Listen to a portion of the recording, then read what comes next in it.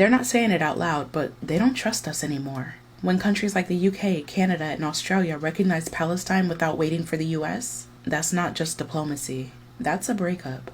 And if you know your history, America used to be the one calling the shots. So let's be clear, the UK, Canada, and Australia didn't just wake up one day and suddenly find their conscience. They've always played it safe on Israel-Palestine affairs, following US lead, and nodding along to peace talks, backing the billions in aid. The vetoes, the silence, that just changed. These countries are done pretending, because the genocide is no longer deniable. The footage, the airstrikes, the starvation, it's everywhere.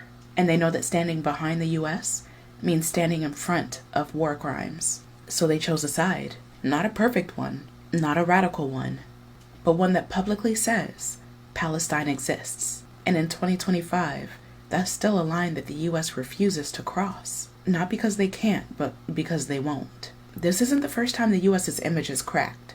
It happened in Vietnam, in Iraq, in the years after 9/11, when torture was renamed as enhanced interrogation. And every time our allies just looked the other way, because America was too big to challenge. But now, America's slipping. We're not the only superpower anymore. And we've spent decades using freedom like a smokescreen, arming dictators, silencing whistleblowers, surveilling journalists, and criminalizing dissent at home.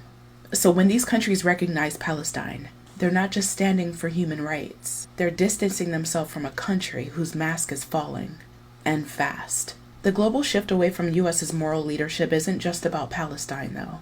It's about everybody who's ever looked at America and just seen hypocrisy. From Flint to Gaza, from Standing Rock to Sudan, from HBCUs getting bomb threats, to journalists getting silenced for saying ceasefire. America isn't losing credibility because of bad PR. We're losing it because people are watching. And they're realizing that the emperor has no ethics. And now, even the emperor's friends are stepping back. When the US said nothing as bombs fell on children, the world took notes. When the US called it defense, everyone else called it genocide. And now the same nations that once whispered behind closed doors are signing declarations in broad daylight. Because America didn't just fall from grace. We jumped. Free Palestine.